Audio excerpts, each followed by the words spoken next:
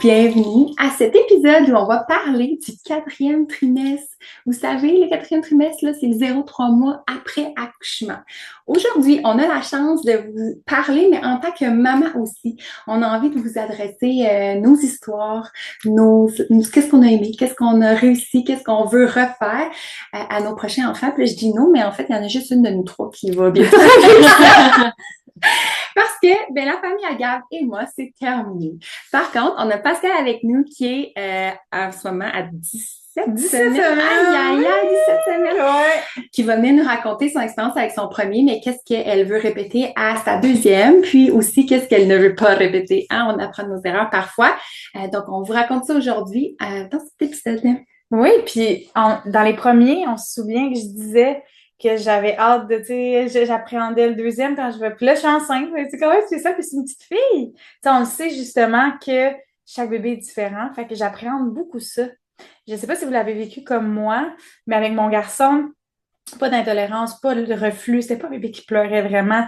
Je touche du bois le plus possible, mais ça a quand même bien été le quatrième trimestre, le newborn phase qu'on appelle. Mais là, avec ma fille, ce que j'appréhende, c'est ça va être quoi son tempérament? Est-ce que je vais pouvoir faire les mêmes choses? Il y a des choses que je ne veux pas faire, que je veux faire. Mais la chose, selon moi, que je veux faire vraiment beaucoup, c'est, bon, l'emmaillotement. On sait qu'emmailloter bébé, moi, de mon côté, ça a énormément aidé parce que Tristan, il avait les réflexes de Moreau qui étaient vraiment assez intenses, là.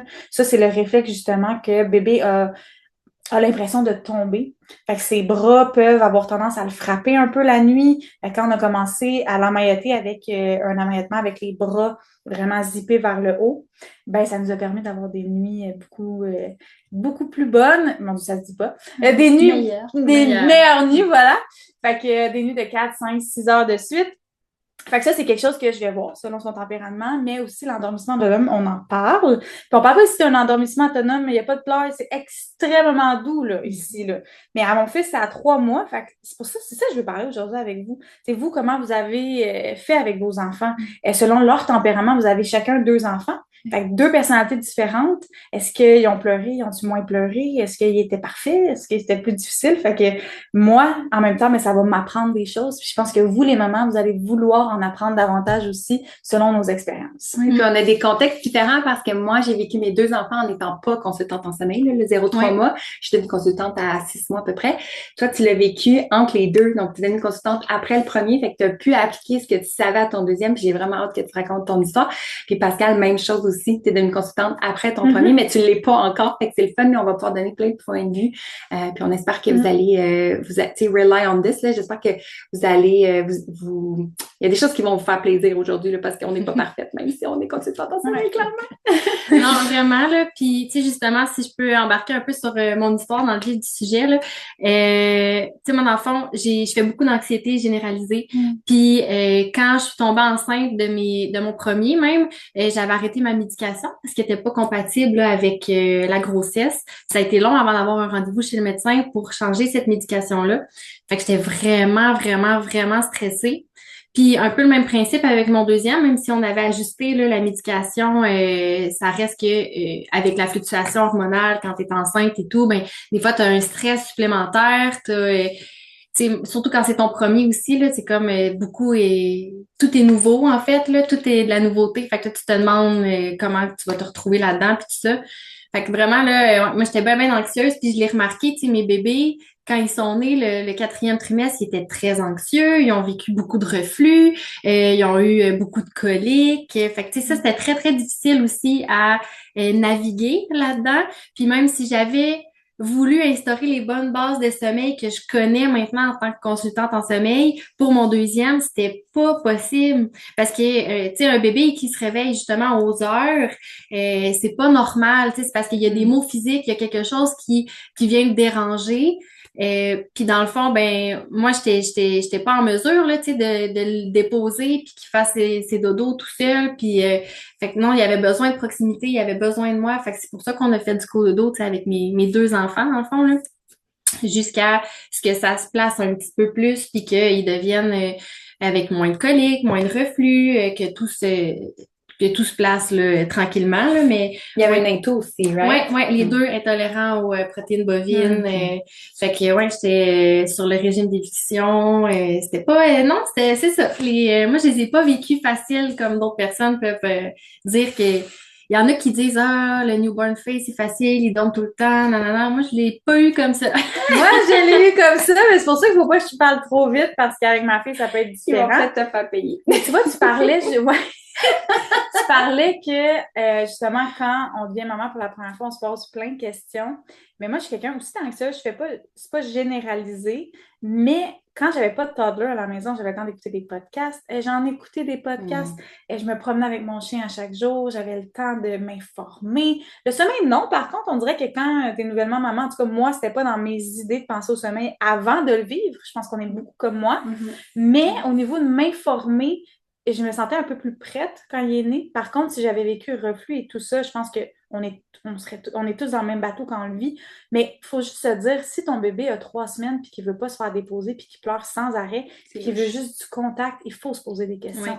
Il faut demander de l'aide. Il faut aller voir un spécialiste. Parce que justement, si bébé, tu sais, nous, bébé parle pas. Fait que comment savoir est-ce qu'il a mal au ventre? Est-ce que c'est des pleurs de décharge? C'est toutes des choses qu'en tant que nouvelle maman, on peut se poser des questions. On va voir sur Internet, il y a plein de choses qui se disent. Puis je pense que justement, il faut savoir qu'il y a des professionnels pour ça. Il y a des professionnels pour essayer d'aider, d'alléger. Puis la protéine bovine, c'est une des intolérances qu'on voit le plus. Puis on ne sait pas que notre bébé a mal. Mais ça peut quand même donner une puce à l'oreille. Mais tu sais, c'est important justement, tu sais, c'est pas parce qu'on est consultante en sommeil que on a la science infuse non plus. Puis justement, il faut se référer aux professionnels. Tu sais, même si je suis consultante, j'ai pas dit ah mon bébé, je peux le faire dormir, ça va être facile. Non, tu sais, je sais qu'il y a quelque chose, je sais qu'il y a quelque chose à corriger avant de pouvoir essayer quoi que ce soit. T'sais, fait que c'était vraiment important d'aller cibler la source. Puis là, quand on a ciblé le reflux, quand on a ciblé l'into, c'était chaque chose une après l'autre, là, dans le fond, pour être capable, le reflux a été traité, parfait, mais il y a encore quelque chose. Fait que là, on va retravailler. Puis l'ostéo, puis est allé déprendre là, ces tensions qu'il y avait là, au niveau de l'estomac, il était vraiment pogné. Fait que tout ça a finalement aidé pour que là, on puisse commencer à instaurer des bonnes bases, puis que, tu sais, on parlait un peu du principe Eat, Play, Sleep qu'on peut faire dès la naissance, mais pour moi, c'était pas possible. Il était tout le temps au sein. Il était tout le temps en train d'être allaité, tout le temps en réconfort. Fait que c'était impossible pour moi de faire ça, là. Fait que vous n'êtes pas les seuls si c'est pas possible. J'appelle ça collationner. Oui. Un snacking, oui. Ça veut dire quelque chose, quand même? Ben, le Eat, Play, Sleep, je voulais juste mentionner, il y a peut-être des moments que ça peut, c'est quoi? C'est vrai, Eat, Play, Sleep, c'est l'ordre des étapes qu'on souhaite pour un meilleur sommeil et une meilleure alimentation. Ça vient vraiment mieux aussi gérer la période d'éveil puis de stimulation. Fait on commence par, quand l'enfant se réveille le matin, on le nourrit. Après ça, c'est jeu, stimulation. Puis après ça, on fait dodo. Mais on ne renourrit pas nécessairement avant le dodo. Bon, plus il vieillit, plus les temps d'éveil s'allongent, ça se pourrait là, que vers 4-5 mois, on doive là, refaire un deuxième boire, là, un petit boire de collation avant le dodo. Mais 0-3 mois, on essaie d'utiliser l'ordre Eat, Play, Sleep, puis on nourrit toujours au réveil des siestes. Ça fait que les boires sont de meilleure qualité. L'enfant est un petit peu plus au repos, il va moins s'endormir sur le bois. Puis ensuite, ça fait que la période d'éveil est plus tolérable en termes de longueur. Puis le sommeil aussi n'est pas, il n'y a pas une association les dodo. Puis ça, c'est quelque chose que tu peux faire dès la naissance. Je sais quand on allait, c'est tough.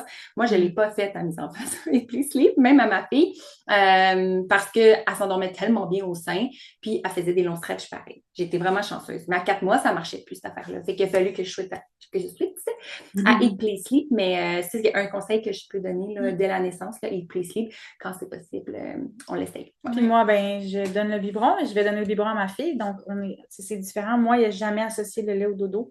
Puis au début, je n'étais pas consultante, je ne savais pas ce truc-là parce qu'on fait ce qu'on peut en tant que maman, en tant que parent, mais clairement que je vais y penser. Mais juste les mamans qui écoutent le podcast, ne pas vous inquiéter avec aussi, surtout le 0 à 1 mois, je pense. Le bébé fait juste tout le temps dormir.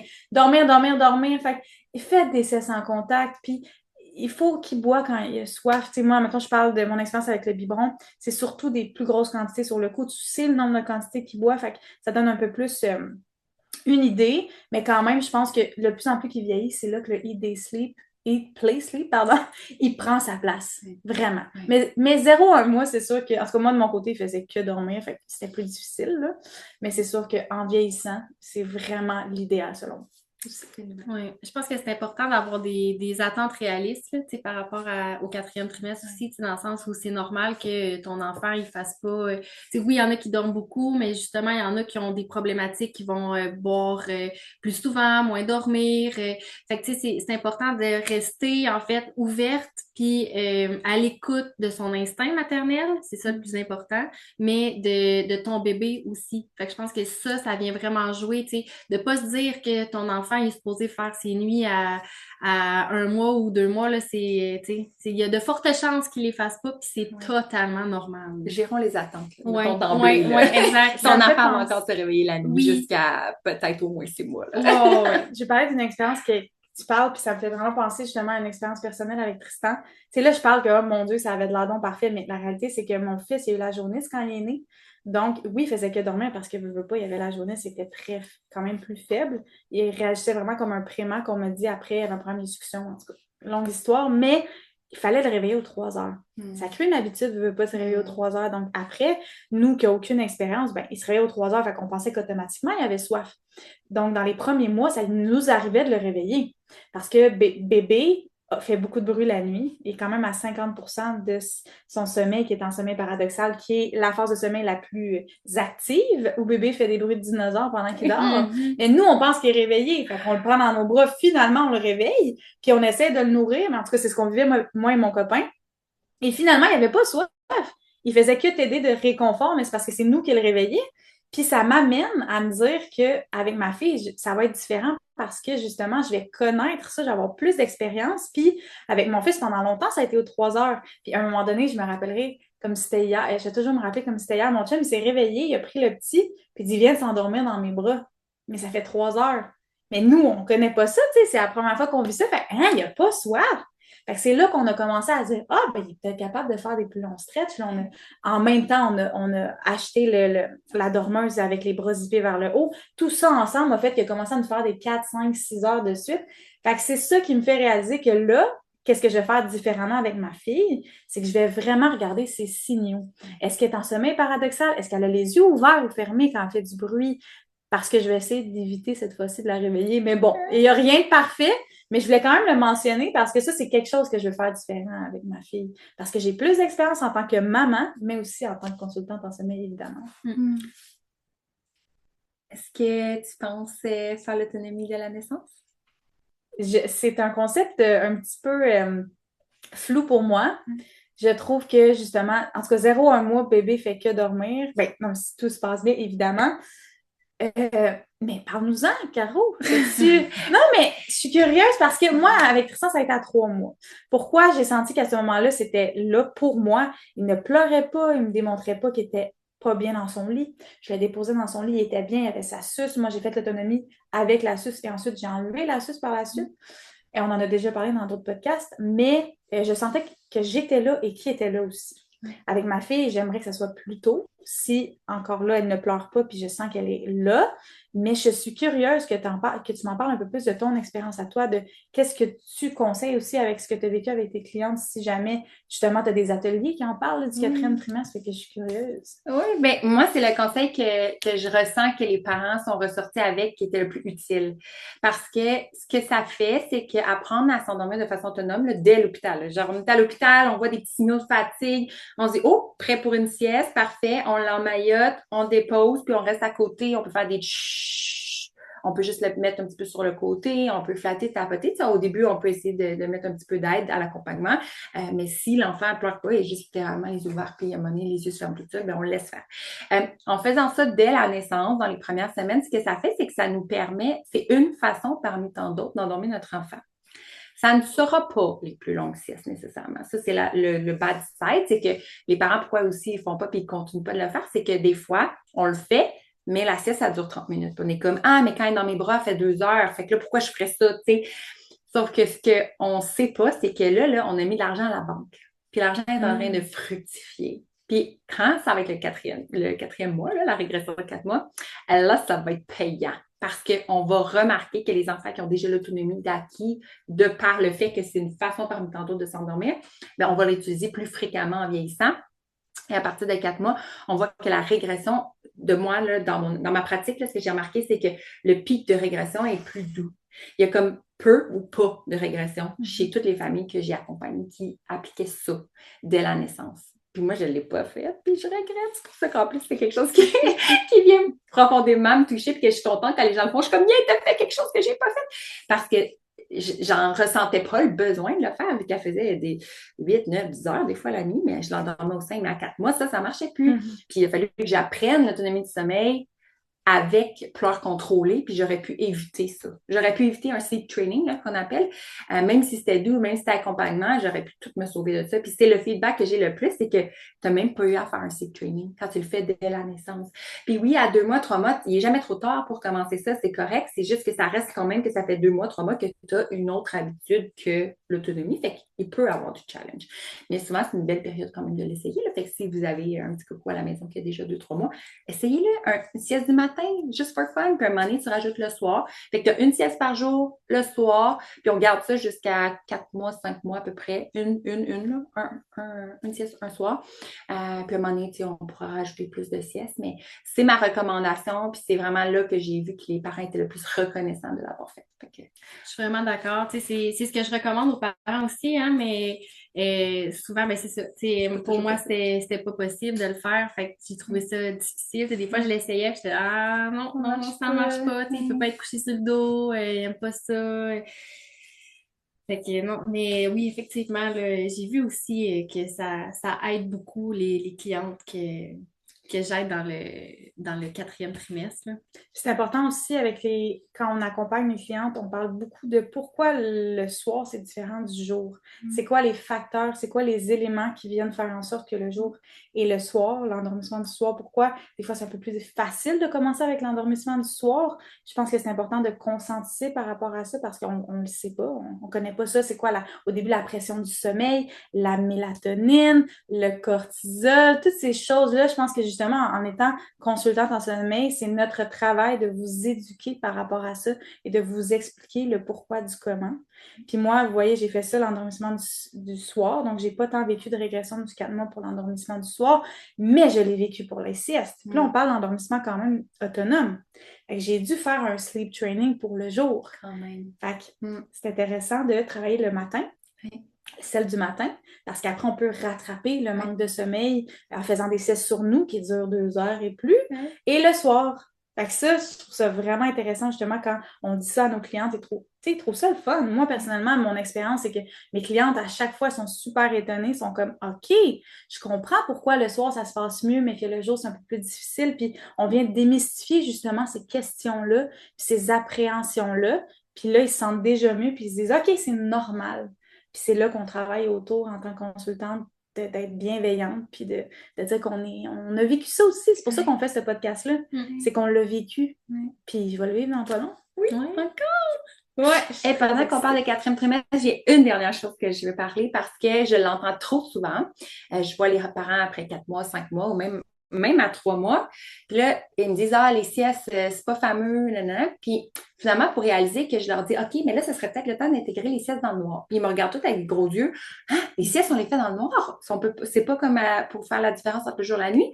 Puis à chaque fois, je me dis, pourquoi ils finissent pas leur phrase à l'hôpital. C'est la seule chose qu'ils nous disent, là, c'est fais les siestes dans la clarté. C'est que à 8-10 semaines, ils acquièrent la différence entre le jour et la nuit. À partir de 10 semaines officielles, on peut faire les siestes dans le noir. Et je trouve qu'à partir de 4 mois, 3 mois et demi, 4 mois, pour moi, je trouve que c'est vraiment le bon timing pour vraiment les faire dans le noir. Fait qu'on peut en faire avant ça. Mais à 3-4 mois, là, je recommande vraiment d'en proposer dans le noir. Oui, on peut encore en faire en poussette, pour bébé, en coude de dos, c'est vraiment correct. Mais ceux qui sont à la maison, dans leur lit, dans le noir, parce que la stimulation, les enfants sont beaucoup plus éveillés, là, rendus 3 mois et demi, 4 mois. Fait que la stimulation, là, empêche une longue sieste. Ça fait juste la noirceur peut faire allonger vos siestes. Fait que ça, là, c'est un petit truc, là. À partir de 10 semaines, là, let's go, les siestes dans le noir, là, c'est free fall. Vraiment. Puis le truc de la main, si vous voulez un truc, vous fermez les lumières de la chambre, Là, c'est ça, il ne faut pas que vos yeux soient habitués au noir. Il faut vraiment que vous venez de rentrer, vous fermez toute source de lumière et vous regardez si vous voyez votre main devant vous. Si vous voyez que ce soit n'importe quel effet lumineux, que ce soit les bruits blancs. Les bruits blancs, que ce soit la fenêtre juste en haut de la fenêtre, en dessous de la porte aussi. Et souvent, je dis à mes clientes, je sais que ça semble rigide, OK? C'est rigide de dire coupe toute source de lumière. J'en suis très d'accord, mais j'en suis très confiante aussi que tu vas voir une différence. Oui. Puis moi, justement, je déménage et je suis allée justement chercher des stores occultants. Puis je suis comme en mode, OK, parce que moi, chez moi, dans mon ancienne maison, c'est des suces que je mettais dans les fenêtres. Puis là, il fallait taper. En tout cas, à chaque fois, j'avais plus de lumière naturelle dans sa chambre parce qu'à chaque fois, je me disais, je vais pas remettre le rideau. Mon chum, il était tanné, moi aussi. Fait que là, on a acheté des beaux stores qui accordéon un peu, en tout cas, une tringle qui va jusque, je sais pas comment expliquer, là, mais qui tourne sur les côtés. Fait qu'on mais là, mon fils est rendu à 18 mois, la lumière vient, tu sais, c'est un petit peu moins pire. Ça va aider pour le matin. Oui, moi, c'est ça, le matin. Les réveils matinaux sont vraiment favorables quand on ajoute la noirceur, parce que au travers de la paupière, même si l'œil est fermé, la lumière peut transpercer, puis là, ça envoie un signal à la glande pinéale. Là, je n'irai pas loin dans la biologie, mais ça fait que ça arrête la sécrétion de la mélatonine. Fait qu'à 5 heures du matin, là, quand le soleil se lève, en plus, on est en été ensemble, ben, on est au printemps, là, j'ai hâte à l'été. Mais ça fait qu'on on le voit là, que les enfants peuvent se lever un petit peu plus tôt à cause de la lumière qui traverse. Oui, puis à ma fille, ça va être encore plus occultant. Là, j'ai comme une idée. C'est quand même dispendieux, mais je me dis, la paix d'esprit. Je sais que s'il se lève tôt le matin, ça ne sera pas à cause qu'il y a de la lumière qui rentre dans la chambre. Mais une solution pas coûteuse que moi, j'ai faite en haut à ma fille, parce qu'à mon gars, exactement comme toi, le maudine de rideau que je dois comme tout le temps, là, il fait tout le temps noir parce que ça ne me tente pas d'aller le décrocher. Les suces, là, Puis, mais dans la chambre à ma fille, ce que j'ai fait, c'est que j'avais une toile, c'est celles qui sont un peu diaphanes, c'est comme gris et blanc, là, qui se croisent. C'est vraiment pas opaque. Je ne fais pas juste avoir ça. Donc, on a rajouté des rideaux. Mais ce qu'on a fait, c'est qu'on a mis 6 panneaux de rideaux sur la même pôle, mais c'est une pôle double. Fait qu'on en a 4 blackout. Puis le fait qu'ils sont en serpentin, ça fait que les rayons de lumière, ils ne traversent pas. Mais quand on étire un rideau, ça augmente les rayons qui traversent. Fait que le fait que ce soit en serpentin, c'est plus blackout. Et j'en ai 2 là, qui sont comme plus à l'extérieur pour que ça fasse cute. Mais c'est eux qui viennent fermer le jour aussi sur le côté. C'est vraiment une bonne idée. C'est ça que j'ai fait. Fait que... moins coûteux, ça, je peux te le garantir. Ah, c'est le fun de se retrouver. Oui, merci les filles. J'espère que celles qui nous écoutent, vous avez apprécié. Si vous voulez faire un petit cœur ou venir commenter sous le podcast, ça nous fait toujours plaisir de vous lire. Puis on ne s'est pas présenté. On se revoit pour un prochain épisode. On ne serait pas présenté. Moi, c'est Pascal de Rêver mieux. Pascal de Rêver mieux. Gabrielle de Bisous Bonne Nuit. Et Caro de Maman pour toi. Ça, c'est très drôle de faire ça en fin d'épisode. Oui. Je vous le dis, vous êtes mieux d'avoir écouté le premier épisode. Là, on a parlé en long à large de qui on était. Bye bye tout le monde. Bye.